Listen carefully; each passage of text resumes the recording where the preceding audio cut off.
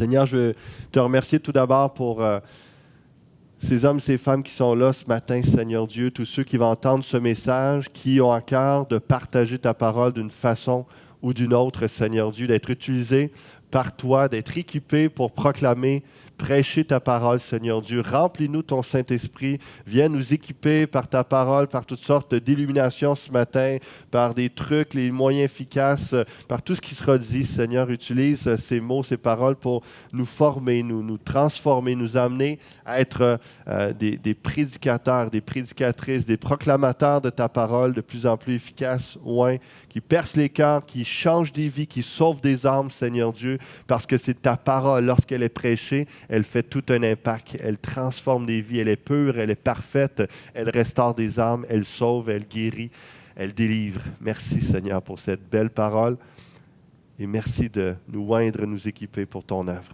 Amen. Amen, amen. Vous excuserez ma petite voix enrhumée ce matin, mais on devrait être capable de faire le travail ce matin. Donc, un atelier de formation théorique pratique sur 5 différents types de messages à prêcher. On va voir ça tantôt pour un enseignement varié et équilibré. En plus, on va commencer avec 3 niveaux de prédication. On va regarder ça ensemble et on va revoir quelques trucs pratiques pour la prédication efficace dans son ensemble. Et ensuite de ça, on va faire une pause. Puis, après la pause, on va revenir avec un atelier pratique. On va justement mettre en pratique, essayer ce qu'on aura parlé dans cette première partie-là. Et lorsque je dis on va revoir quelques trucs, parce que je vous rappelle que c'est disponible, l'atelier de l'année passée, presque à pareille date. Je ne sais pas s'il y en a qui se rappellent, entre le livre et la balloune. Hein, c'est l'atelier que j'avais donné, intitulé comme ça, parce qu'on avait parlé de plusieurs choses sur les essentiels, les fondements de la prédication. C'est disponible sur notre site, sur la page... la chaîne YouTube, merci, je vais la voir, la chaîne YouTube de l'Église Fusion, donc entre le livre et la balloune, et puis 1h45 d'enseignement sur la prédication. Puis je disais sur le fait qu'il faut trouver l'équilibre dans la prédication pour une communication efficace entre celui qui va pratiquement lire un livre et que son enseignement, il y a un énorme contenu, c'est super bon le contenu, mais c'est plate, c'est long, c'est comme de lire un livre devant tout le monde et on perd les gens, donc c'est pas pertinent. Et la balloune qui est de juste créer une émotion, j'avais gonflé une balloune jusqu'à temps qu'elle éclate et puis là, les gens stressants en voyant le ballon gonfler, ça gonfle, ça crée une réaction. Mais c'est vide, il n'y a rien. Donc, c'est de trouver entre les illustrations, dans une prédication biblique, de trouver l'équilibre entre un très bon contenu et des illustrations qui vont faire en sorte que ça attire l'attention, ça crée une réaction pour garder le fil, garder le suivi des gens, des auditeurs, pour les aider à recevoir le contenu, la parole de Dieu qui est esprit et vie. Donc, c'est disponible, l'enseignement encore sur YouTube. Et la définition de base de la prédication, c'est la communication verbale d'une vérité divine avec un désir de persuasion. Et ici, je vous dirais, si je vous pose la question, c'est quoi la différence entre une prédication et un enseignement par rapport à ce qui est écrit là? Ça serait quoi votre réponse? C'est quoi la différence avec un enseignement? Il y a un détail précis qu'on peut mettre l'attention.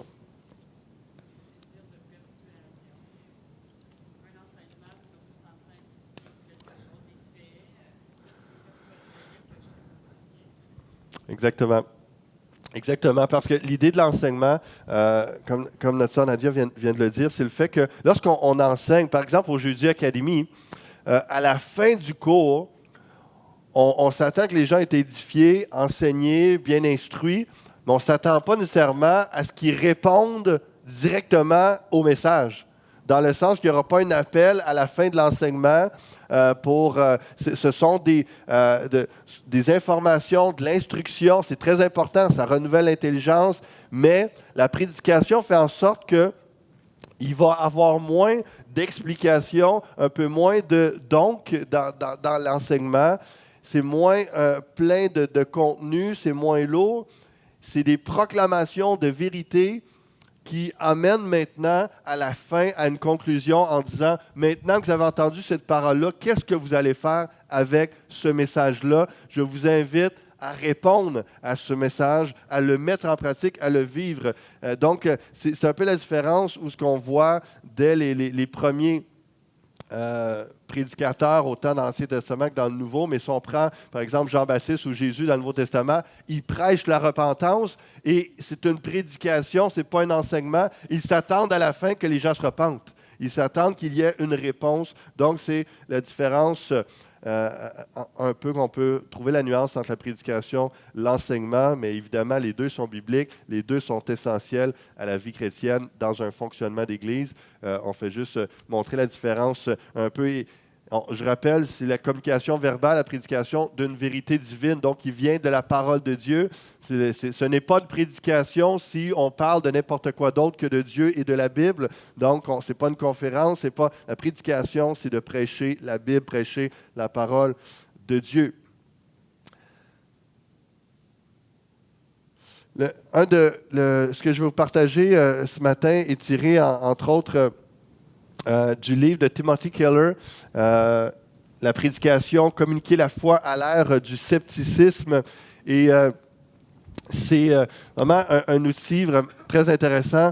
Et puis, le pasteur Timothy Keller est un théologien, c'est un enseignant et pasteur d'une église de plus de 5000 personnes à New York. Et au travers des années, il a aidé à implanter plus de 250 églises dans presque 50 villes différentes. Et puis, c'est vraiment un homme d'impact, il a une belle profondeur et justement qui trouve le bel équilibre entre, c'est un enseignant et un prédicateur, quelqu'un qui a un bon contenu, mais qui sait amener une interaction, une dynamique dans son église. Mais vraiment un ouvrage très intéressant pour ceux qui s'intéressent, donc de Timothy Keller à propos de la prédication. 3 niveaux de prédication pour voir, parce que parmi ceux qui entendent cet atelier ce matin, il y a des gens qui il y en a qui sont des pasteurs, il y en a qui seront des pasteurs ou des prédicateurs réguliers dans un ministère. D'autres, vous allez animer ou vous animez en ce moment un ministère ou un petit groupe, vous partagez la parole. Ça peut être face à des enfants, petits groupes, grands groupes, etc. Il y a différents styles, différents types plutôt, et différents niveaux de prédication. Et dans la Bible, on voit qu'il y en a justement 3 qu'on peut, si on regarde dans l'ensemble, parce qu'il y a 32 mots grecs différents qui nous parlent de la prédication dans le Nouveau Testament.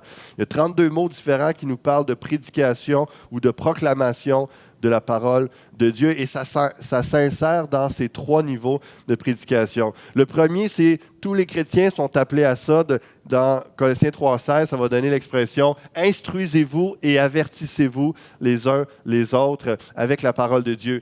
Donc, que ce soit dans une réunion à l'église, que ce soit chez vous, avec votre famille, que ce soit dans un petit groupe, dans un groupe maison, peu importe dans quel contexte, en tant que chrétien, on est appelé à s'instruire, à s'avertir, à s'édifier les uns les autres avec la parole de Dieu. Et ça peut être autour d'un café, quelqu'un nous parle, et puis là, tout d'un coup, on a à cœur un verset, une parole, et on va lui partager ce verset-là juste pour encourager notre frère ou notre sœur à s'instruire. Et c'est un premier niveau de prédication qu'autour d'un café, cœur à cœur comme ça, tout simplement, on proclame la parole, on prêche la parole, et ça, on n'a pas besoin d'un don de communication, de prédication. Tous chrétiens sont appelés à ça, à instruire, avertir avec de la parole.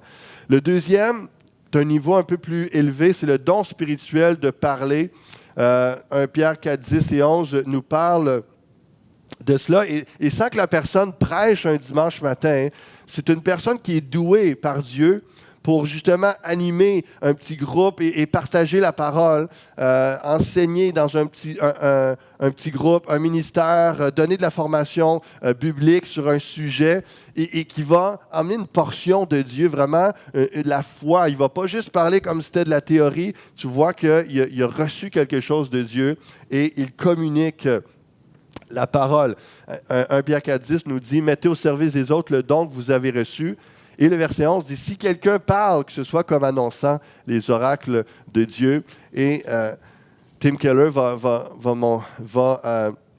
définir ça comme vraiment celui qui a le don de parler. Et c'est plein de gens dans l'Église qui ont ce don-là, qui n'auraient pas l'autorité, l'appel, le charisme ou simplement ni les compétences, ni le désir d'être sur un estrade le dimanche matin puis de prêcher la parole, mais dans des petits groupes, ce sont des hommes et des femmes vraiment que Dieu utilise, qui ont un impact puissant et parce qu'ils ont le don de parler, le don de proclamer la parole de Dieu dans différents contexte, et c'est des gens précieux à l'Église. Et tu as le troisième niveau qui est la prédication, l'exposition formelle de la Bible. Et donc, c'est un peu la différence. Par exemple, cet atelier ce matin, plusieurs de l'Église, dans les leaders, auraient pu apporter un atelier sur la prédication, la communication de la parole de Dieu, faire un excellent travail.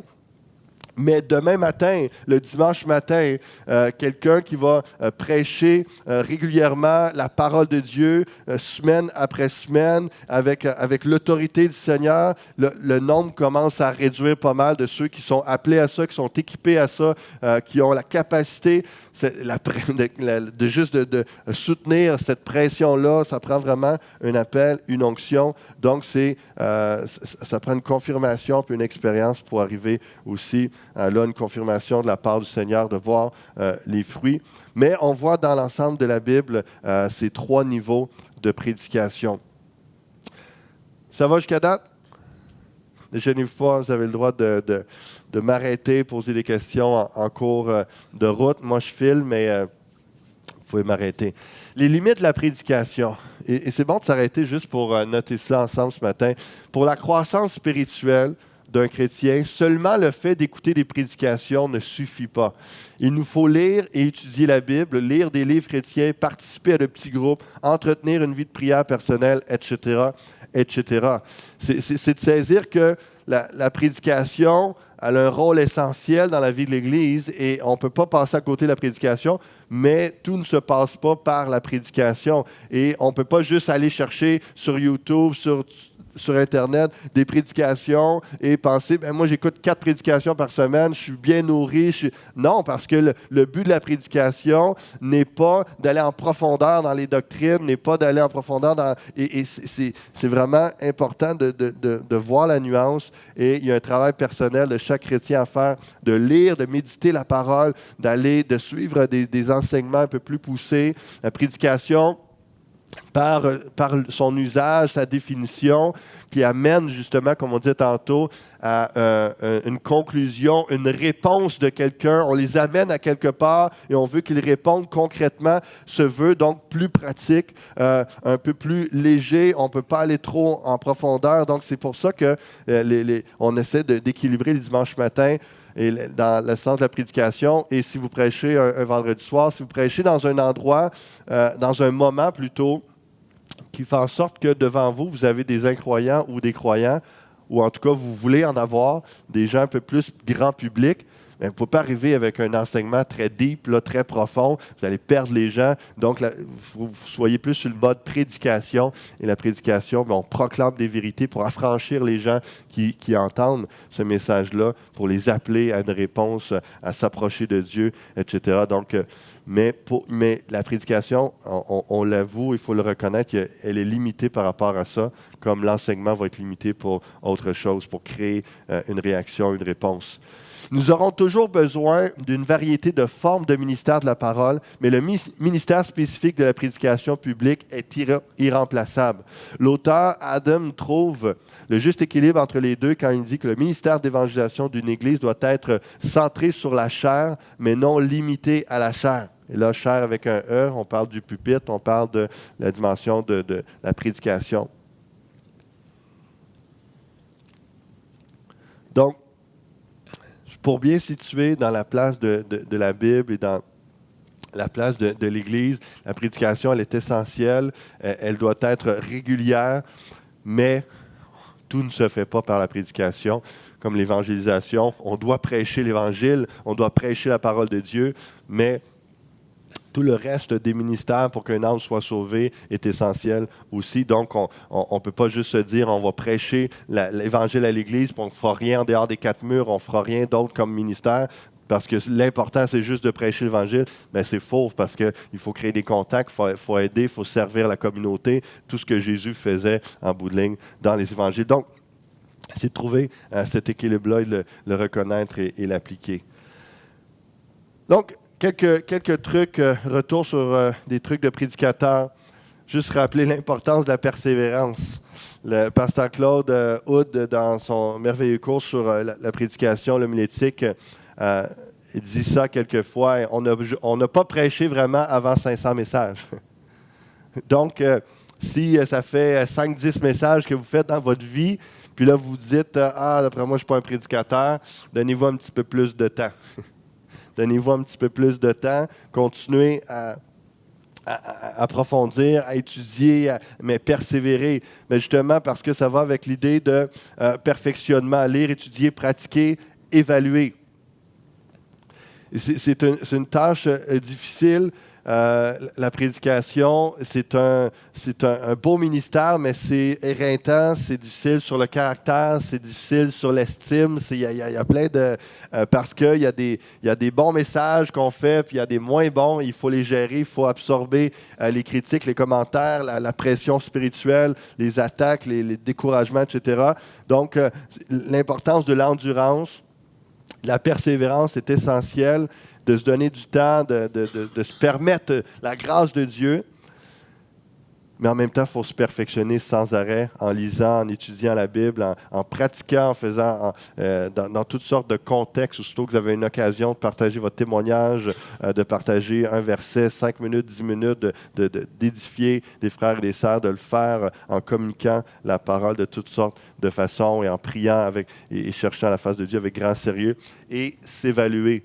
Ça, c'est une tâche tellement difficile, mais en même temps, c'est tellement importante. Soit de demander à des gens, avoir un feedback, que les gens vous disent comment ça a été, as-tu bien compris, est-ce que j'ai bien communiqué, est-ce que j'avais des tics, est-ce que j'ai dit quelque chose qui est incompréhensible, est-ce que j'ai perdu les gens, qu'est-ce que tu as retiré de mon message, etc., d'y aller avec des gens clés, des gens que vous pouvez même peut-être avertir d'avance, de dire, est-ce que tu pourrais prendre plus attention un peu à mon message, puis me dire à la fin des critiques constructives, soit des encouragements, des choses à noter, etc., parce que le perfectionnement dans ce ministère-là est très important parce qu'en bout de ligne, chacun, si vous avez le cœur à bonne place, la motivation est bonne, je pense qu'on veut tous porter le plus de fruits possible. Si on a une occasion d'apporter la parole, on se dit, Seigneur, je te prie qu'il y ait le plus d'âmes de sauvés possible, qu'il y ait le plus de gens édifiés, encouragés. Donc, l'idée du perfectionnement, de l'évaluation nous aide en ce sens-là. Pardon. Le contact avec l'auditoire, c'est vraiment, encore une fois, c'est quelque chose que, dépendant de notre personnalité, dépendant si on est plus introverti, extraverti, ça va...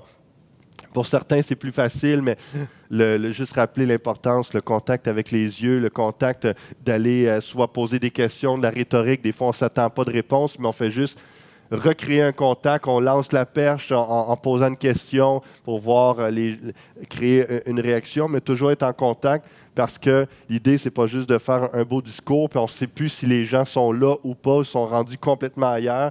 Donc, c'est le défi de la prédication, de s'assurer que ça ne peut pas être un dialogue parce que c'est toi qui prêches, mais c'est de s'assurer qu'il y a une communion, c'est comme une conversation où tu essaies d'avoir une rétroaction, un feedback de ces gens-là de toutes sortes de façons. Donc, s'assurer de trouver des trucs, une façon de toujours garder un contact avec les gens que l'on écoute. Et une façon qui va aider, c'est justement de se rappeler à qui on prêche, à qui on parle, l'âge, l'environnement, comment ils pensent, etc., pour s'assurer que notre message est adapté et que en disant quelque chose, des fois, une illustration ou une application dans la vie de ces gens-là, bien là, ça va créer un contact parce qu'on vient d'aller les chercher avec notre illustration parce que ça a été précis par rapport à l'auditoire.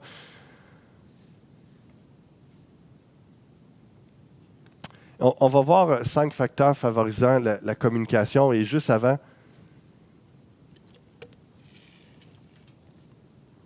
juste avant que je revenais sur l'idée de persévérance et d'endurance, ça fait depuis l'âge de 18 ans que je prêche la parole de Dieu. Donc, je suis rendu à 35, ça fait 17 ans. Et pour moi, c'est encore un défi. Là, c'est encore, et tous les pasteurs que je connais, avec qui je parle de la prédication, c'est un combat, c'est un défi, c'est une épreuve, c'est bénissant, mais c'est quelque chose. Donc, je remets l'emphase sur l'idée de persévérance parce que même quand on arrive à une certaine aisance, puis on n'est jamais arrivé. On n'arrive jamais à un moment où pas de problème, je prêche dimanche prochain, j'ai toujours, ça fait 17 ans que je fais ça. Et non, j'ai encore souvent la trouille, j'ai encore, je vais avoir toutes sortes de questionnements régulièrement. À Pâques, juste pour vous dire, c'est pas loin ça, v'là 2 semaines, j'avais le goût de brailler dans mon bureau après un message parce que j'avais le sentiment, c'est un message d'évangélisation et on avait Mademoiselle, tout ça, une bonne entrevue. J'arrivais à la prédication, puis je sentais que tout le monde m'écoutait, mais c'était comme si je disais rien, c'était comme s'il n'y avait pas d'impact. Donc, je ne sais pas. Et je fais un appel, il n'y a pas eu de main levée. Fait que là, c'était comme la déception totale. Donc, aux yeux de Dieu, je ne sais pas, lui, comment a vu la réunion. Mais moi, entre les 2 cultes, j'étais dans mon bureau et j'avais le goût de brailler, juste pour vous dire, tellement que c'était pesant, tellement que j'étais déçu. Puis là, j'avais un autre message à prêcher dans quelques minutes. Là, donc, et j'ai passé ma demi-heure dans mon bureau à genoux en priant. Puis Seigneur, remplis-moi, fais quelque chose pour que le deuxième message, et par la grâce de Dieu, j'ai prêché le deuxième message. Il y a eu 5 mains levées dans le deuxième culte. Fait que j'ai dit merci Seigneur, ça m'a encouragé. Mais en même temps, je me suis dit, je me posais la question, puis je me la pose encore. J'essaie de travailler, de voir qu'est-ce qui n'a pas marché avec ce message-là. Parce que tout au long de la semaine, je me disais, ça va être bon, je vais aller chercher les gens avec telle illustration, telle chose. Mais dans le vécu, ça n'a pas marché. Il y a quelque chose qui n'a pas cliqué.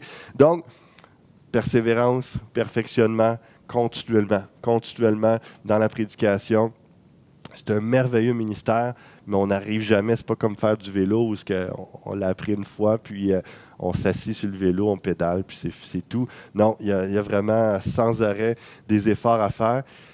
Et aussi, c'est parce le fait qu'on n'est pas, pour la plupart d'entre nous, un évangéliste qui a 5 messages dans sa valise et qui fait le tour du monde avec 5 messages. Fait que là, lui, il est comme un humoriste ou comme quelqu'un qui fait le même concert ou le même spectacle 250 fois dans l'année. Il va partout au Québec, il va partout en francophonie avec le même concert, le même spectacle. L'évangéliste est un peu comme ça, il a les mêmes messages et il répète toujours. Et là, wow, il va dans une église, il cartonne, le monde, il communique bien. Oui, mais c'est parce que si tu l'avais à chaque semaine, tu verrais qu'il rentrerait dans le défi d'un nouveau message à chaque semaine et de se développer. Et ça reste que le gars, c'est un bon communicateur, c'est certain, mais le défi de se renouveler. Parce que si on prêche toujours les mêmes messages, ben oui, on s'en vient de pas mal meilleur et plus éloquent, mais les gens vont être tannés d'entendre le même message. Donc, on est appelé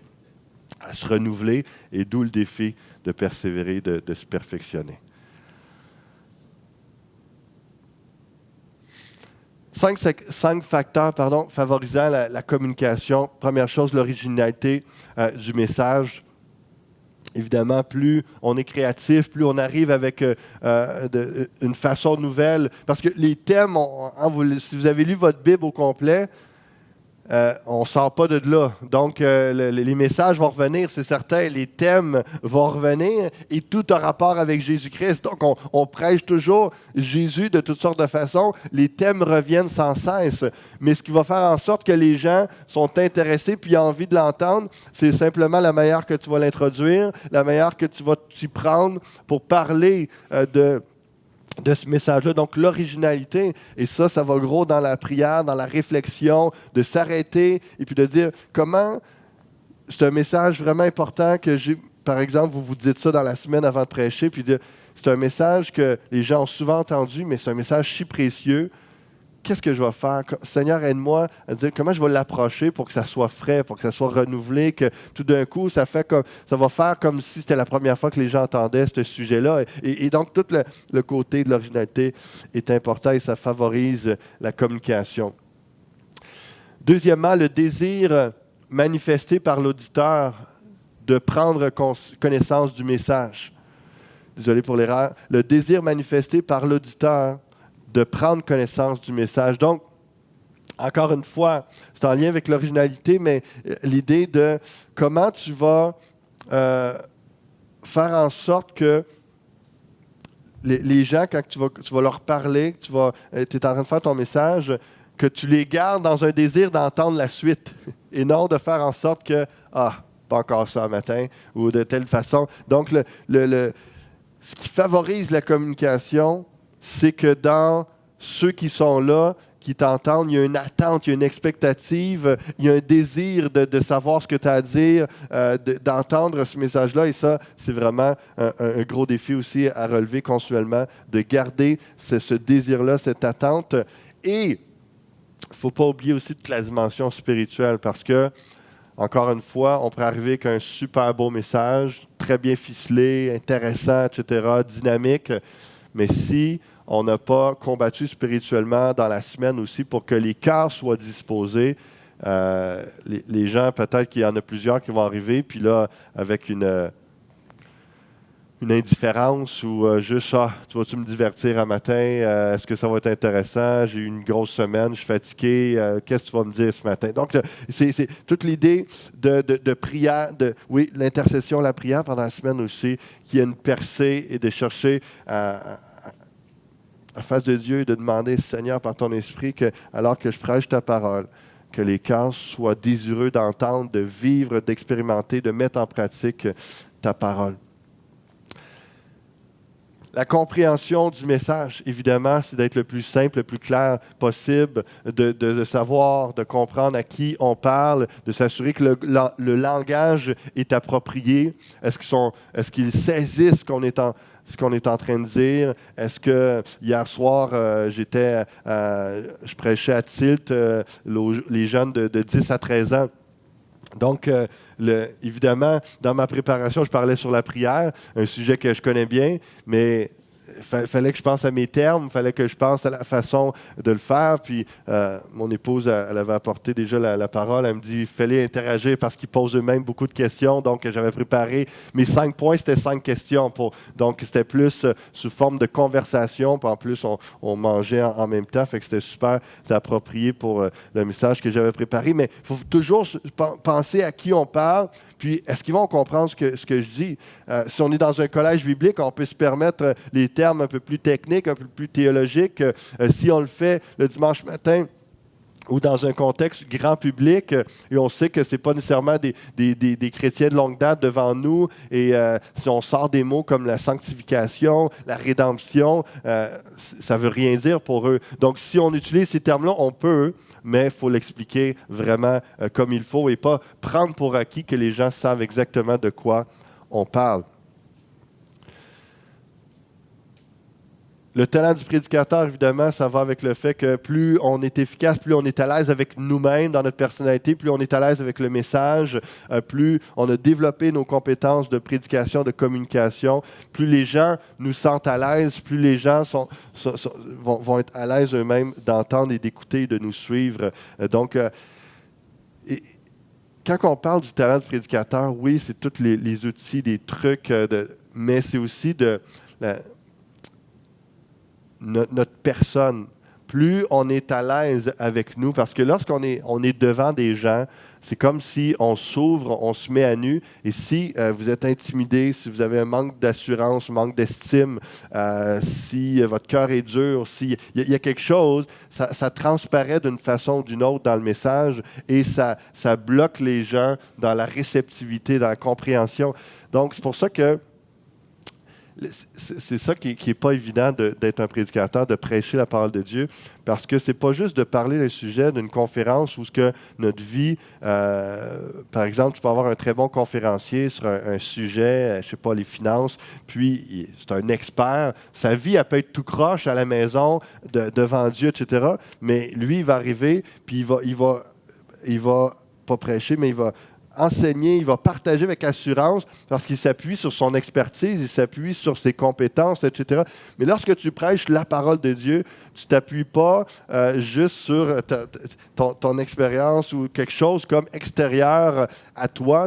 Tu prêches un message que tu veux vivre, que tu dois vivre. Et donc, il y a un rapport personnel avec le message et avec les gens à qui tu parles. Un rapport. Tu parles d'un Dieu que tu connais, et que si ça fait des jours que tu n'as pas parlé, tu n'es pas en communion, puis là, tu parles de lui, ça ne clique pas. Donc, il y a tout un travail personnel de communion avec le Seigneur, d'approfondissement de notre foi, de notre connaissance de Dieu. Tout ça joue à tous les jours en faveur du prédicateur ou contre lui s'il n'y a pas de vie. Donc, c'est ça, le talent du prédicateur va aussi jouer avec sa personne.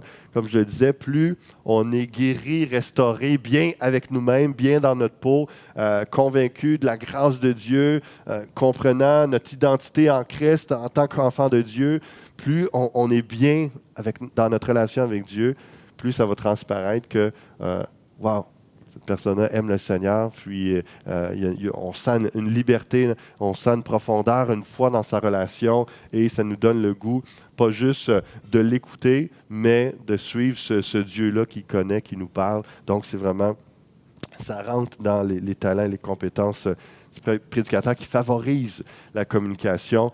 Et curieusement, mais c'est tellement vrai aussi, ce qui favorise la communication, c'est la redondance, les répétitions. Et les études nous montrent que 50% de ce que l'on dit dans un message est inutile. Mais est inutile par rapport au message qu'on veut dire, qu'on pourrait couper 50%, mais si on enlève ce 50%-là, il nous reste 50% d'idées nouvelles que les gens ne sont pas capables de prendre. Que le cerveau on parle au niveau du cerveau, là, on ne parle pas de juste la maturité des gens ou juste la capacité de gérer de nouvelles informations. Donc, souvent, on ne s'en rend pas compte non plus en tant que communicateur, mais on fait ça naturellement, où ce qu'on va commencer avec des bases avant d'arriver, de parler, de développer juste une idée nouvelle. On va y aller avec certaines choses que les gens connaissent déjà. On va dire plein de mots, plein de choses que c'est du connu.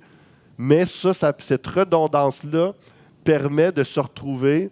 Et vous savez, ça me fait penser à mes premiers cours de maîtrise. Lorsque j'ai commencé, déjà automne 2015, premier cours de maîtrise, c'était super intéressant, mais c'était extrêmement épuisant de suivre le professeur parce qu'à chaque phrase, il sortait un nouveau mot là, que je n'avais jamais entendu de ma vie. Donc, j'étais...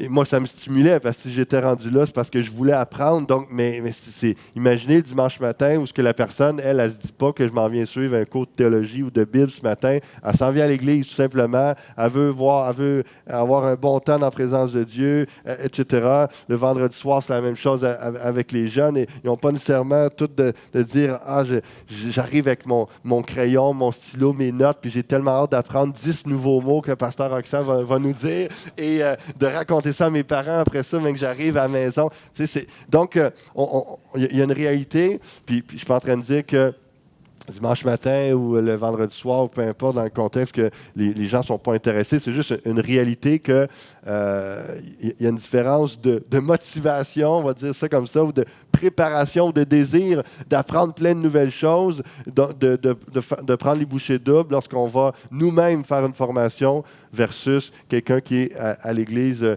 d'une façon régulière. Donc, c'est pour ça l'importance de la redondance, de revenir avec, de s'assurer que est-ce que je suis en train de parler de A à Z, juste des nouvelles choses et que c'est trop de nouveau? C'est un peu le même principe qu'on va donner à ceux qui dirigent les chants dans la louange. On leur dit, n'arrive pas avec 5 nouveaux chants que personne connaît, les gens ne vont pas te suivre.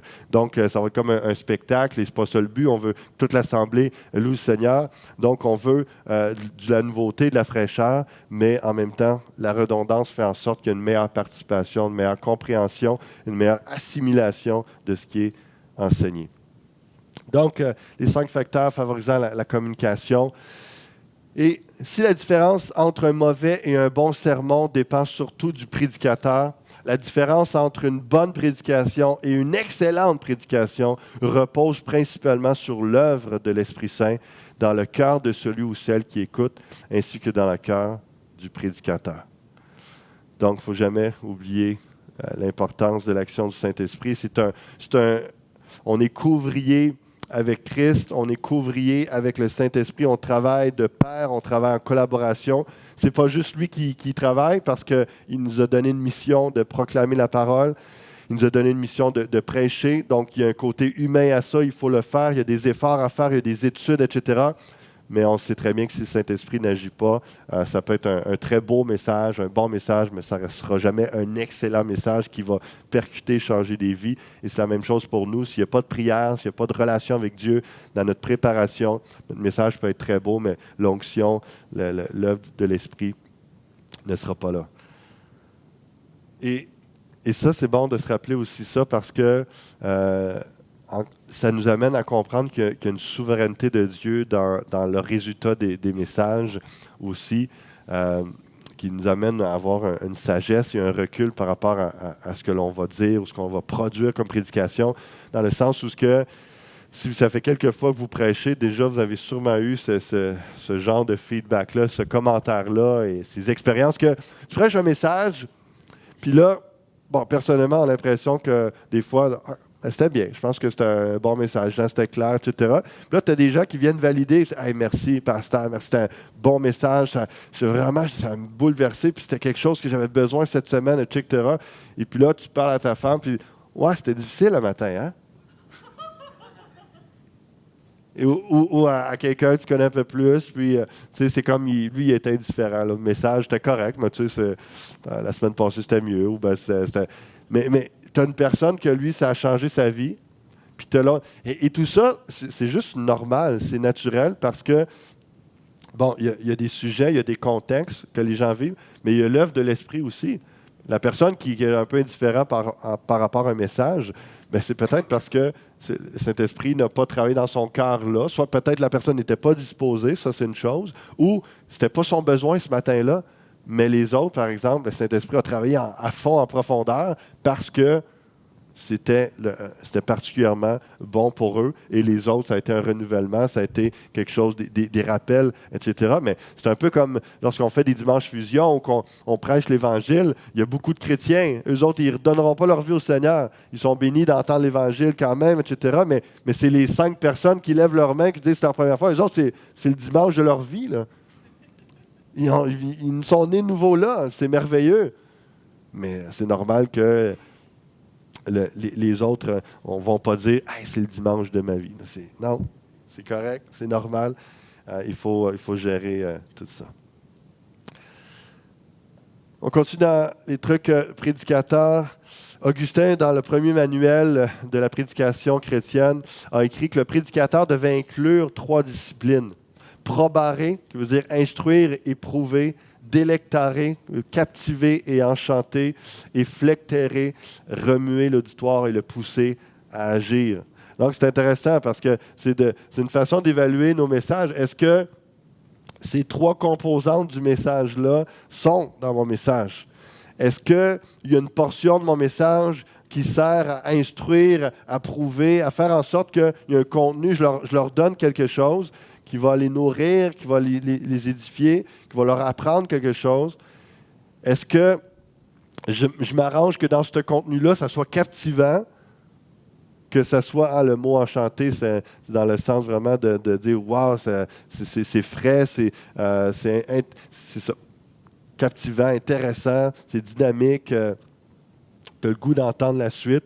Et, comme on a parlé tantôt de la définition de la prédication, est-ce que ça a fait que les gens ont été remués, secoués, poussés à agir, à répondre, à se repentir? Hein, la plus belle image de ça, c'est Acte 2. L'apôtre Pierre, il prêche l'Évangile, puis en plein, vraiment, in your face, là, vraiment direct. Le Jésus que vous avez crucifié, c'est lui qui est ressuscité, repentez-vous, etc. Et là, sont percutés. La réaction des gens, c'est « Que ferons-nous? » Ça, c'est ça que tu veux quand tu prêches un message. Tu veux que les gens disent « Aïe, mais là, pasteur, on fait quoi là, avec ton message? Là, je veux répondre. Puis là, c'est là que Pierre il disait, repentez-vous et puis recevez le pardon de vos péchés, recevez le don de l'Esprit, etc. Donc, c'est l'idée de créer une réaction, que les gens ne soient pas juste émus, soit, comme d'ailleurs dans Acte 2, que j'aime tellement l'expression, hein, avant que les gens posent la question « Que ferons-nous ?» il y a l'expression ils ont été transpercés, le message a été transpercé dans leur cœur par l'Évangile. Donc, wow, c'est ça qu'on veut, puis qu'on prie, Seigneur, que lorsque je proclame ta parole, qu'il y a une vérité qui vienne transpercer le cœur de quelqu'un, puis ça fait encore, wow, il faut que je fasse quelque chose avec ce message-là, il faut que je fasse quelque chose avec cette vérité, je vais la mettre en pratique. Donc, que Dieu nous aide à insérer ces composantes-là dans le message, à amener une telle réaction, telle action des gens. Une prédication excellente est le fruit de deux amours, un amour pour la parole de Dieu et un amour pour nos prochains.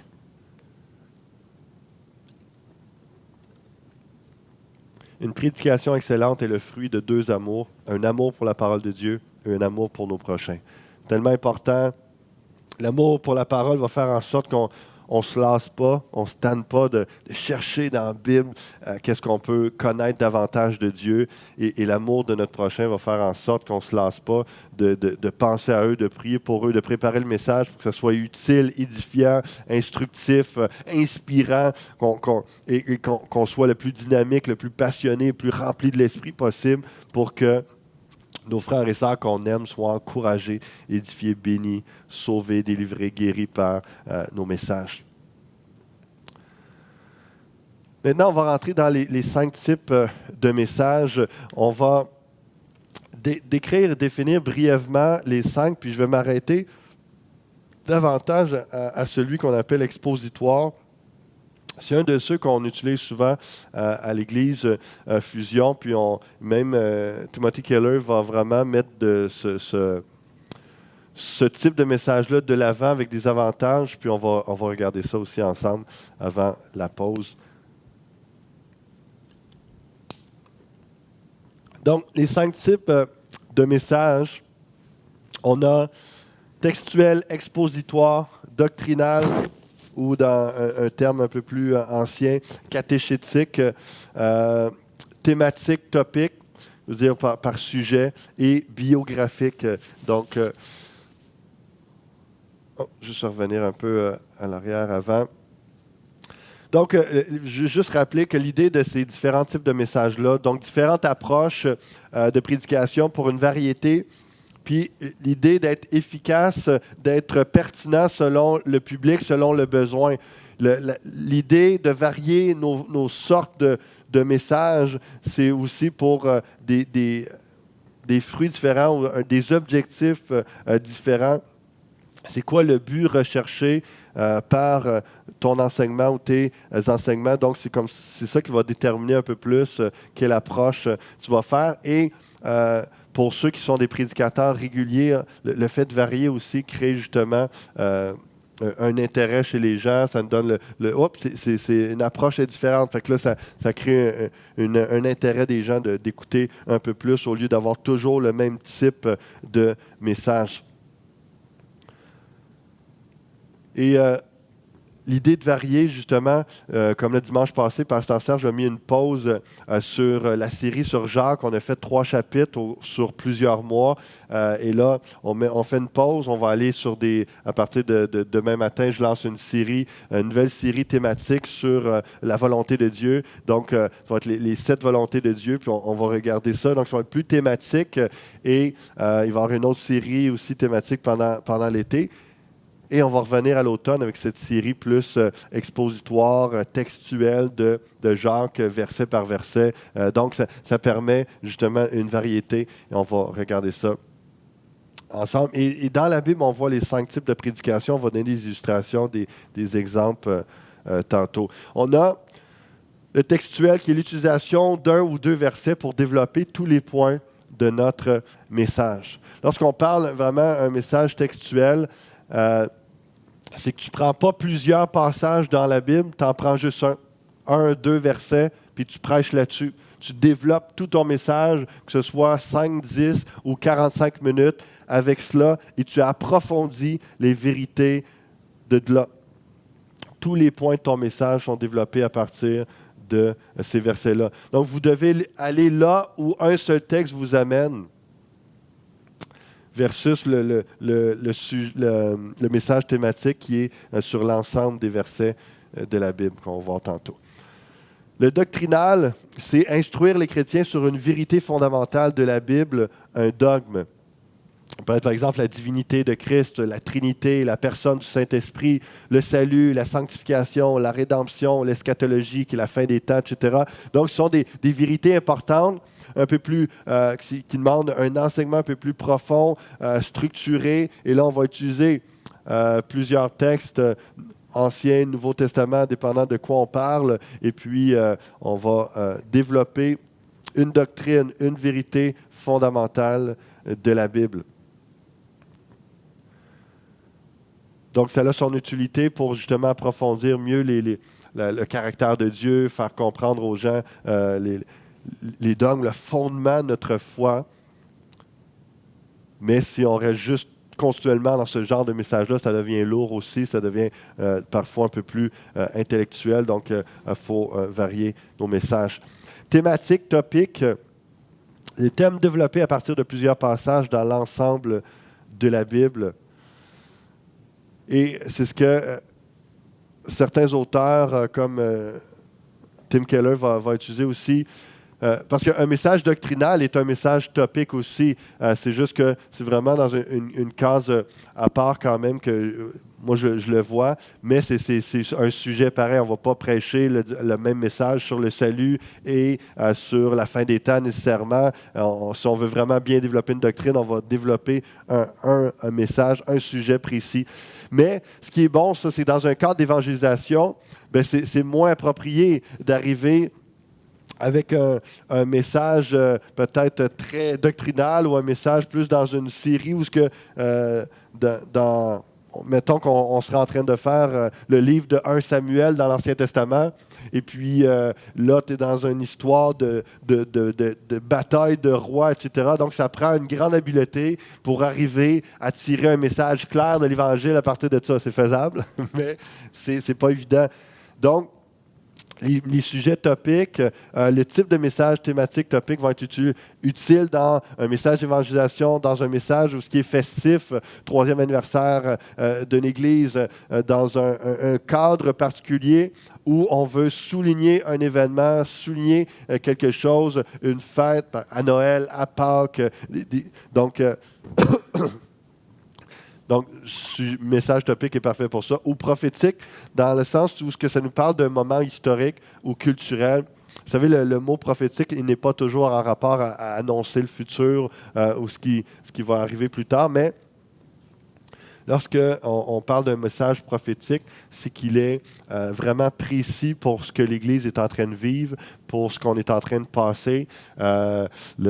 Donc, dans les prochains mois, par exemple, un message qui va avoir une connotation prophétique, c'est de chercher la face de Dieu. Et puis, à un moment donné, je vais parler de toute la dimension de le déménagement, la foi que ça prend, dans l'attente que Dieu va pourvoir vers une autre bâtisse, etc. Il y a quelque chose de spirituel dans tout ça, au-delà de la brique et du ciment, tout ça. Il y a l'idée vraiment d'un mouvement de l'Église dans la croissance. Et lorsque je vais prêcher là-dessus, lorsque Dieu me mettra à cœur pour préparer l'Église vers un mouvement, mais ça sera un message qu'on appelle prophétique, dans le sens où ça s'arrête à un moment historique de l'Église, un moment, peut-être par exemple, l'inauguration, la nouvelle bâtisse, tout ça, mais ça prend un message approprié. On appelle ça un message topique, mais sens de prophétique.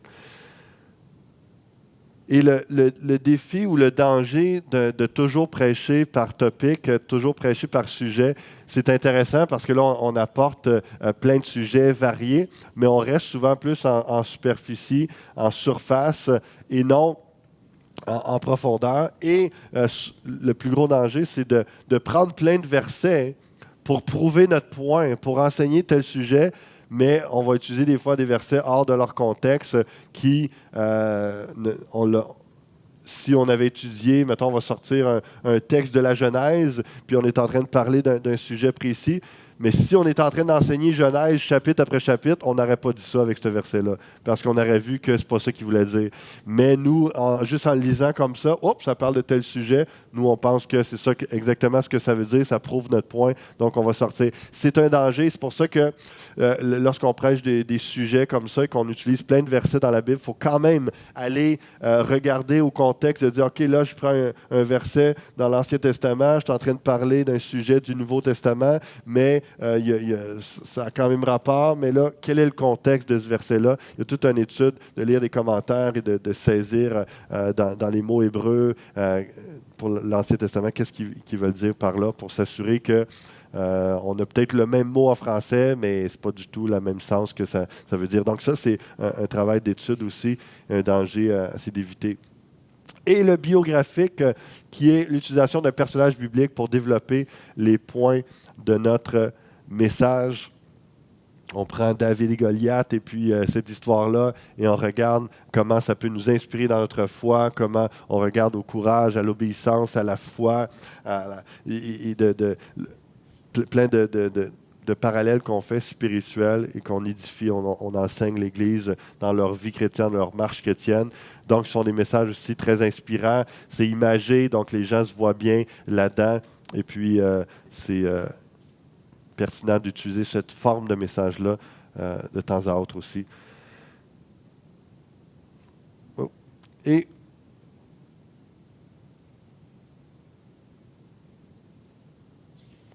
le dernier type de message sous forme d'exposé, ou on pourrait dire textuel, élargi, systématique, parce que d'un livre à l'autre, ils veulent dire la même chose, mais ils vont utiliser des expressions différentes.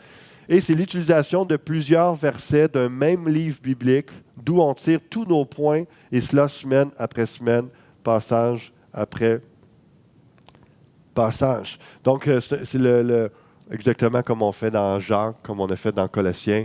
De temps en temps, oui, on peut aller chercher un verset à l'extérieur, mais principalement un message textuel, un message sous forme d'exposé. C'est pas juste un ou deux versets, c'est que tu y vas par ce qu'on appelle une péricope, c'est de voir, OK, tel thème, tel sujet, comme lorsqu'on entre dans le premier chapitre de Jacques, ça nous parle de l'épreuve. Donc, il y a les premiers versets, mais c'est facile de voir que, OK, là, il parle de l'épreuve jusqu'à tel verset, et là, on lit des commentaires, tout ça, puis là, on voit que, à partir de tel verset, là, il fait une transition vers un autre sujet, et là, fait que je vais arrêter mon message des versets 1 à 7, par exemple, 1 à 5, et puis là, je vais traiter de l'épreuve, et comment est-ce que ça sert à montrer notre foi, et à voir on est rendu dans notre cheminement chrétien, etc. Donc, ça va être vraiment... Et tous nos points vont être tirés de ce livre-là de Jacques. Et puis, on ne commence pas à utiliser d'autres versets nécessairement pour interpréter Jacques. On prend Jacques pour interpréter Jacques. Et on développe ce que lui va dire. Parce qu'on se met aussi dans la peau de ceux qui ont écouté la lettre de Jacques. Il n'y avait pas toutes les autres lettres, tous les autres enseignements. Donc, et puis Jacques savait qu'il était inspiré par Dieu. Il y avait quelque chose, il y avait un contenu à dire. Donc, on développe dans ce sens-là. Et c'est là que on va voir les avantages tantôt, mais contrairement à Topic, on s'assure qu'on dit la bonne chose dans le bon contexte au bon moment, parce qu'on est vraiment dedans, on étudie le contexte historique, on étudie tout ça depuis le début, et passage par passage, on y va en profondeur dans l'enseignement. Donc, avant justement de développer les avantages des messages sous forme d'exposé, on va regarder à quelques illustrations. Je vais vous nommer des prédicateurs dans le Nouveau Testament, puis vous allez me dire quelle sorte de message il prêchait. Si je vous parle de Jean-Baptiste, quel type de... Pardon? Oui, mais dans les types de messages, ça rentre dans quoi? Thématique principalement, effectivement. Et on pourrait dire dans le thématique prophétique, parce que Jean-Baptiste, était vu comme un prophète qui préparait le chemin du Seigneur, mais prophétique aussi dans la définition qu'on a vue tantôt, où ce que c'était pour un temps particulier, un peuple particulier, c'était un moment historique, c'était le Messie qui est là, qui s'en vient, c'était culturel, donc c'est un message prophétique topic. Principalement, il prêchait sur la repentance. Jésus prêchait quel type de message? Doctrinal, certainement, on voit dans les évangiles, souvent, il va décrire son Père, il va se décrire lui-même, il va parler de vraiment plusieurs vérités profondes, fondamentales. Est-ce que vous en voyez d'autres?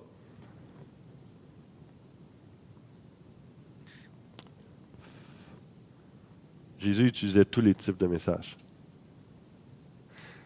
Il prêchait sur textuel, il va prendre par exemple le psaume 110, puis là, puis là, il faut comprendre que nous, on n'a pas l'entièreté des messages que Jésus donnait, on a juste des bribes.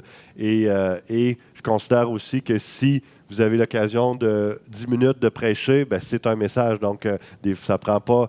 Tu ne prends pas 1000 versets dans ce temps-là, il faut vraiment que tu sois condensé, mais c'est une prédication, il faut que tu sois droit au but. Et Jésus, dans le temps qu'il y avait, c'était des heures ou c'était 10 minutes, mais il était efficace, punché. Psaume 110, des fois, il défiait ou il faisait interroger les gens qui les écoutaient. Mais comment David peut dire Seigneur, et on va le prendre, je ne retrouve pas les mots.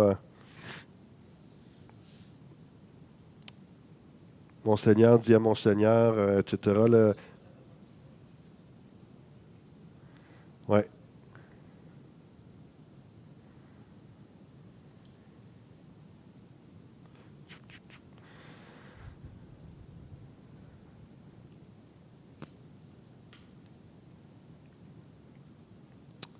C'est ça, quand il dit le psaume, le premier dit de David, psaume, parole de l'Éternel à mon Seigneur.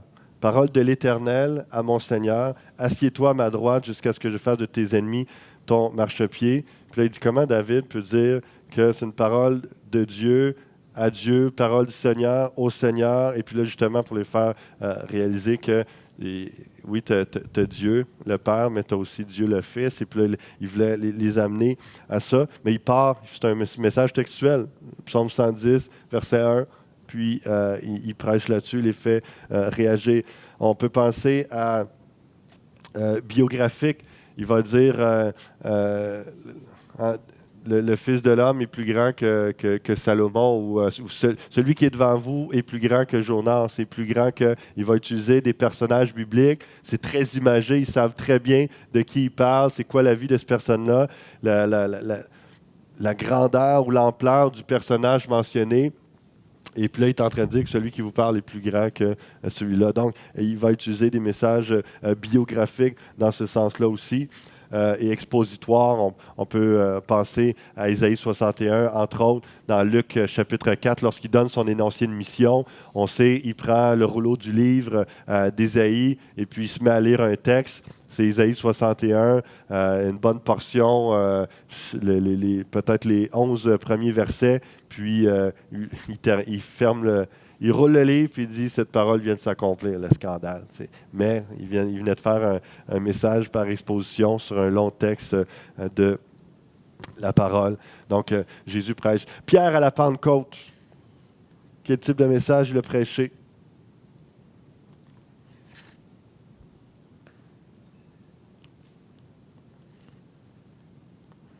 C'est un peu comme Jean-Baptiste, c'est topique. Prophétique dans un certain sens. C'est un message d'évangélisation, littéralement. Il a utilisé aussi les psaumes, il a utilisé le prophète Joël. Mais c'est plus topique parce qu'en utilisant ces messages-là, il ne s'arrête pas juste à un. Il prend plusieurs passages, puis il prêche l'Évangile. Donc, plus topique. Philippe, avec l'eunuque éthiopien, vous rappelez-vous le contexte, le récit? Qu'est-ce qui se passe? Quelqu'un pour rappeler l'histoire?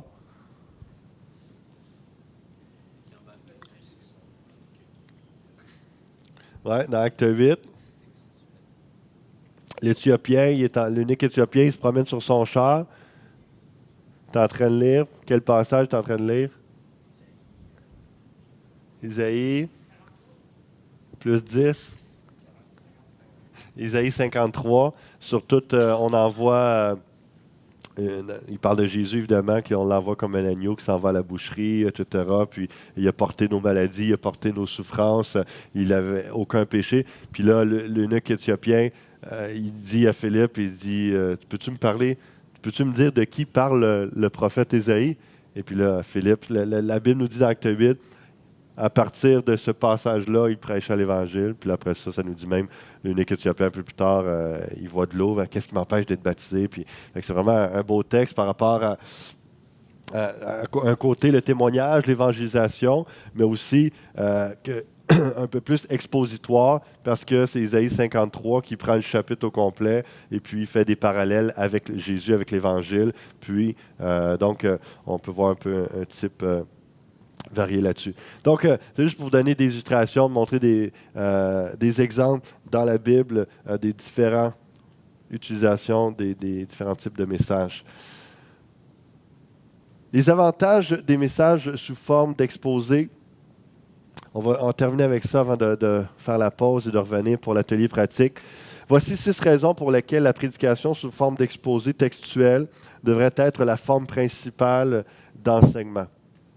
Donc, je vais juste repréciser, si on différencie textuel et sous forme d'exposé, c'est que textuel, on prend 1 ou 2 versets simplement, on se limite à ça et on prêche en profondeur.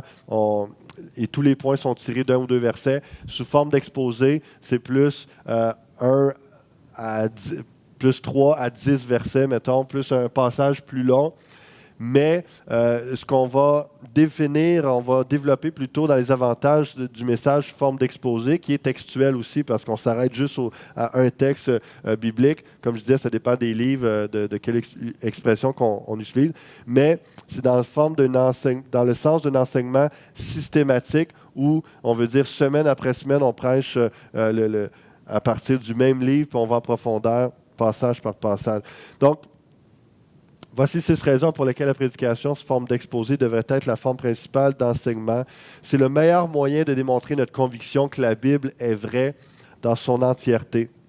Donc, ce que je suis en train de dire ce matin, c'est que je vous encourage en tant que prédicateur, prédicatrice, à utiliser toutes les formes de messages possibles, à varier vos types de messages et surtout des adapter selon l'auditoire que vous avez, selon le contexte. Est-ce que vous êtes en train de célébrer un événement particulier? Est-ce qu'il y a quelque chose que l'Église ou que votre ministère, votre groupe de gens qui est devant vous vit? Donc, d'adapter votre message dans ce sens-là. Où est-ce que vous voulez emmener les gens qui vous écoutent? Qu'est-ce que vous voulez bâtir en eux? Qu'est-ce que Dieu met sur votre cœur en début d'année dans le jeûne et la prière pour développer un thème, développer dans un tel livre? Donc la réflexion est à faire et la prière dans tout ça. Mais dans la forme principale, comme depuis quelques années, ce que je fais, c'est vraiment, on part à partir d'un livre, soit pour toute l'année ou 2 livres s'il est plus court dans une année.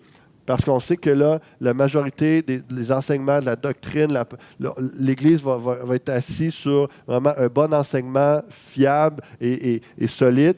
Mais on entrecoupe ça avec des séries thématiques pour alléger un peu l'année, mais en même temps aussi adresser des sujets précis en profondeur qu'un livre biblique. Par exemple, dans Jacques, va parler de la langue, va parler des épreuves, mais va parler de plein d'autres choses. Mais si tu veux faire 5-6 messages sur un sujet, sur les paroles, par exemple, bien là, tu ne peux pas utiliser juste un livre. Il faut que tu regardes l'ensemble de la Bible. Donc, c'est de varier. Mais il y a des avantages et que je crois, et quand j'ai lu ça, je dis, c'est exactement pour ça, pour ces raisons-là que Pasteur Serge et moi, principalement, on prêche sous forme d'exposé. Donc, c'est le meilleur moyen de démontrer notre conviction que la Bible est vraie dans son entièreté. Et quelqu'un disait, lorsqu'on n'est pas convaincu que la Bible est vraie dans toute son entièreté, on est réduit à partager, songer et supposer au lieu de proclamer, avertir et exhorter. Et ça fait toute une différence que si, par exemple, un prédicateur parle pendant 45 minutes, il va utiliser un verset ou 2 à chaque fois. Ben, tu n'as pas l'impression que la parole est si importante que ça parce qu'il va utiliser ces exemples de la psychologie, de la philosophie, de toutes sortes de raisons de son vécu, mais la parole, 1 ou 2 versets. Mais si, une fois de temps en temps, un message topique, tu utilises 2 versets, ça va. Mais si c'est tout le temps ça, ne donnes pas l'impression que la parole est si importante que ça parce que tu l'utilises à peine. Donc, mais si on va vraiment en profondeur, ça démontre notre conviction que c'est la parole qui nous nourrit, qui nous restaure, qui nous guide, qui nous dirige. Et c'est vraiment important de donner non seulement l'impression, mais d'enseigner l'Église dans ce sens-là que le fondement de la parole est essentiel. Et c'est ça démontre notre conviction que c'est la parole de Dieu. Timothy Ward a dit, si le prédicateur exerce trop de pouvoir, il peut être contesté, mais s'il est trop faible, il sera ignoré. Donc, plus on est convaincu de la parole de Dieu, plus on prêche la parole de Dieu, plus il y a une conviction qui s'installe dans l'Assemblée. Donc, et rappelez-vous aussi l'impact de la Bible. Quand Dieu, dans la création, dit que la lumière soit, ce qui est beau là-dedans, c'est que la lumière fut. C'est qu'il y a eu un résultat, il y a eu un impact parce que Dieu a parlé. Et lorsqu'on prêche la parole de Dieu, il y a un impact. Et cette foi-là, dans les Saintes Écritures inspirées par Dieu, et le fait qu'on y va régulièrement, en profondeur dans les Écritures, et on s'attend à un résultat. Quand Dieu change le nom de quelqu'un, la personne est automatiquement différente. Et c'est ça le fait que quelqu'un disait, sa parole est son action, sa divine puissance. Et vous savez, là, il y a des versets dans Jérémie qui disent que la parole de Dieu est comme un feu, elle est comme un marteau qui brise le roc. C'est ça qu'on s'attend. Pardon. Et on s'attend que la parole de Dieu, si on la prêche, on la proclame, elle va changer des vies. Donc, c'est notre foi, notre conviction que la Bible est vraie dans son entièreté, fait en sorte qu'on l'utilise en abondance et on s'attend à des résultats. Et je me rappelle, il y a quelques années, j'ai prêché à Mission Bon Accueil. Puis ça, c'est un endroit où ils nourrissent les gens, les démunis. Et puis, dans leur contexte, c'est une mission qui est chrétienne. Tu prêches l'Évangile. Les gens, tu as peut-être à peu près 100, c'est des hommes qui sont dans ce milieu-là. Donc, tu as 100 hommes qui sont là, qui attendent pour manger, mais avant, il faut qu'ils écoutent 10-15 minutes la prédication. Donc, tu es mieux d'être bien préparé, intéressant. Et je me rappelle, je l'ai fait une fois, cette expérience-là, c'était vraiment intéressant.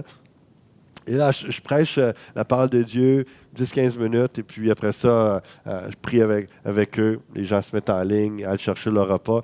Puis il y a un jeune homme qui vient me voir à la fin, puis il dit, hey, mon cœur était comme du ciment, là, mais ton message, là, ils viennent de briser ça. Là, ça m'a tellement encouragé parce que c'est ça qu'on prie, c'est ça qu'on espère, et c'est ça l'œuvre de la parole de Dieu. On prêche la parole et ça brise des cœurs qui sont en roc, qui sont en roche, qui ont endurci par toutes sortes de mensonges ou de blessures, de quoi que ce soit. Donc, c'est l'œuvre de la parole. Prêchons la parole et laissons Dieu agir. Un autre avantage, c'est que ça aide les auditeurs à reconnaître que l'autorité ne repose pas dans les opinions de l'orateur, mais en Dieu. Parce que des fois, des gens utilisent tellement peu de versets bibliques.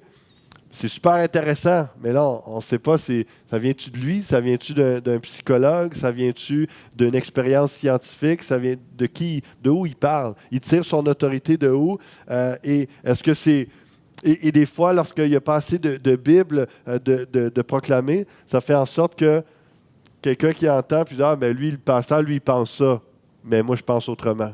Au lieu de dire, OK, Dieu, la Bible dit ça. Donc, c'est de faire attention là-dessus. Donc, ça aide les auditeurs à reconnaître que l'autorité ne repose pas dans les opinions de l'orateur, mais en Dieu. Troisièmement, ça donne à Dieu le soin de fixer l'ordre du jour de notre Église. Et ça, il faut être prêt à le suivre partout où sa parole nous conduit. Par exemple, la série sur Jacques, ça nous amène à un véritable christianisme. Et ça fait plusieurs fois que j'entends au travers de cette série-là que, wow, c'est une bonne série, ça nous confronte, ça nous amène à re-questionner notre foi, notre sérieux pour Dieu, etc. Parce que Jacques, il est sérieux, il est direct, il s'attend à un véritable christianisme de l'Église chrétienne. Donc, il prêche, il parle avec authenticité, il parle de sujets crus, directs, et le comportement, les pensées, les paroles, etc. Donc, et dépendant... Le fait d'y aller comme ça par exposé, ça veut dire qu'on passe au travers de livres. Et soit un évangile, un texte de l'apôtre Paul, ça peut être éventuellement un livre de l'Ancien Testament. Je me rappelle d'avoir fait Josué au complet, puis de passer chapitre après chapitre ces messages-là. Et tu rentres dans l'histoire, dans ce qui est dit réellement, et ça l'influence ton Église sur des mois et parfois des années. Il y a des gens qui, sur l'Évangile de Luc, ont fait ça pendant 2 ans à leur Église. Donc, mais c'est vraiment deep. Tu vis ce qui est enseigné et tu ne peux pas savoir à l'avance tout ce qui va sortir de cette série-là. Tu sais en gros quel livre, qu'est-ce que ça dit.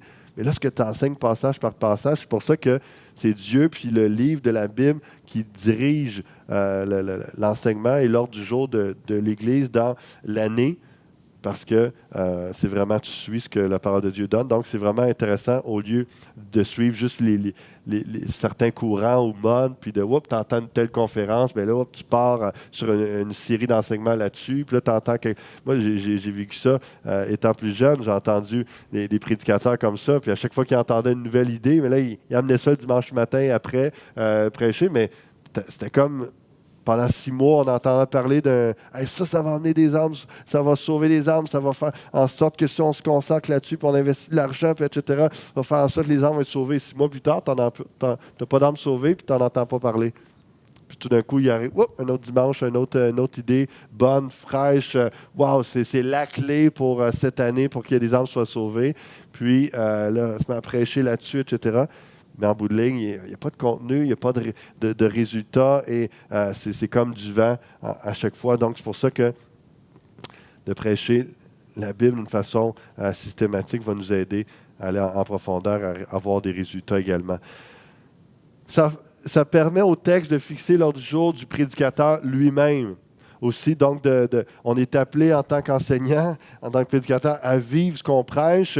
Et des fois, si on y va juste toujours par sujet, par message topique, vous allez voir, même si vous êtes honnête, même si vous priez régulièrement, au cours des années, c'est les mêmes sujets qui vous inspirent. C'est les mêmes sujets que vous allez prêcher régulièrement, à moins que vous vous forciez à prêcher toute la parole de Dieu, passage par passage, parce que c'est rare qu'on est inspiré de parler sur la fornication, les problèmes de sexualité, l'homosexualité.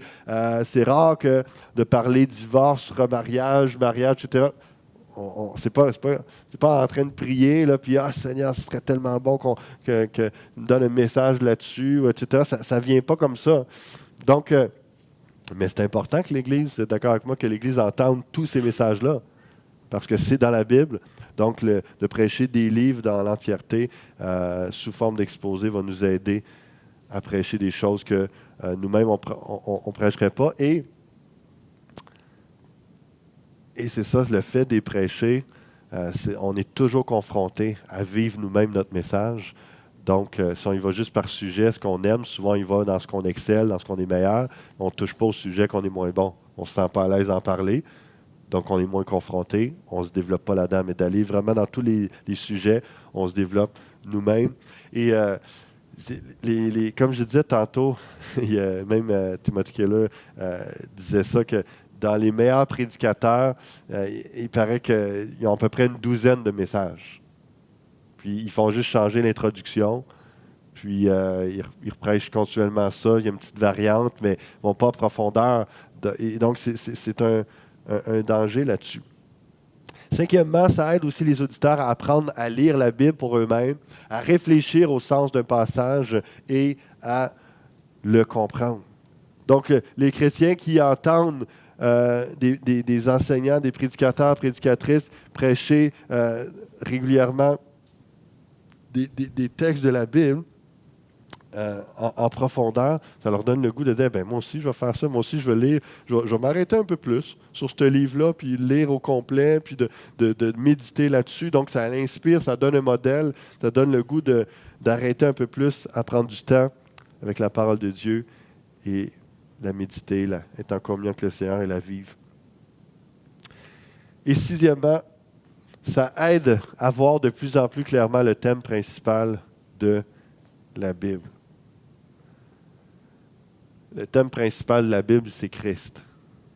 De Genèse à Apocalypse, le but des auteurs et le but de Dieu dans l'inspiration, c'est vraiment dans l'Ancien Testament, c'est de préparer la voie du Seigneur, d'annoncer le Messie, puis de vraiment être plein de typologies, de parallèles qu'on peut faire. Dans le Nouveau Testament, c'est Christ qui est là. Ce que j'ai déjà entendu, que j'aime répéter parce que ça donne une bonne idée, c'est Christ, dans l'Ancien Testament, est en germe. Dans le Nouveau Testament, il est en fleur. Donc, on parle de lui dans l'Ancien Testament et dans le Nouveau Testament, il est là. Donc, c'est vraiment comme ça qu'on peut le voir, le lien et l'importance des deux testaments. Et donc, de voir le thème principal de la Bible, et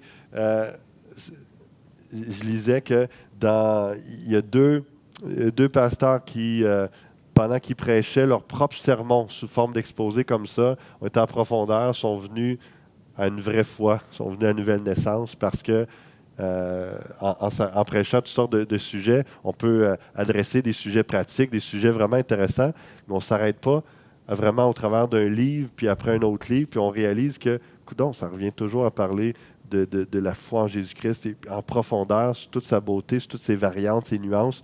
Puis, il y a des prédicateurs eux-mêmes qui sont venus à l'Évangile à force d'aller en profondeur. Parce que même dans l'Ancien Testament, lorsqu'on est un bon exégète, un bon interprète de la parole, ça nous parle de Christ. Et dans le Nouveau Testament, évidemment, ça ne cesse de parler de cela et donc de lui.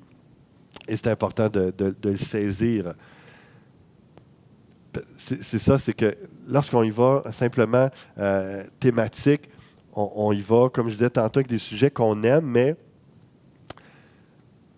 c'est fou comment est-ce qu'on peut développer même de nouveaux sujets, mais on va en surface sur, par exemple, quelqu'un peut y aller sur les prophéties, puis là, il y en a énormément, on peut faire des semaines et des semaines, et puis, mais d'être tellement axé sur prophète, prophétie, puis ce qui s'en vient dans le futur, qu'on oublie tout l'essentiel.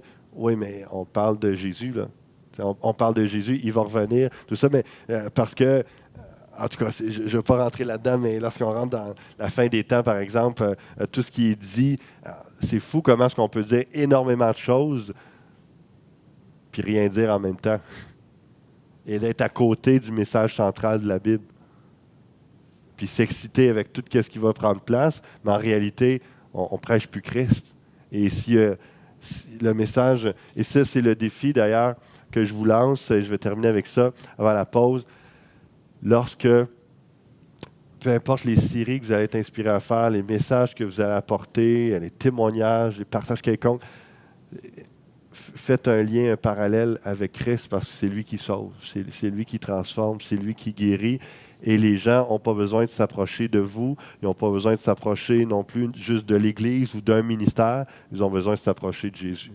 Et c'est lui qui les transforme, qui les sauve, c'est lui qui est mort à la croix. Donc, c'est un défi encore, mais intéressant à relever dans tous les messages qu'on prêche, de réussir à élever le nom de Jésus, de faire un lien avec lui. C'est vrai, il y avait les deux dangers. Donc, le contexte, il faut toujours se rappeler l'importance de ça et les messages sous forme d'exposé nous aident à cela. Et c'est avec ça que je vais terminer. Les dangers à éviter avec ce type de message, deux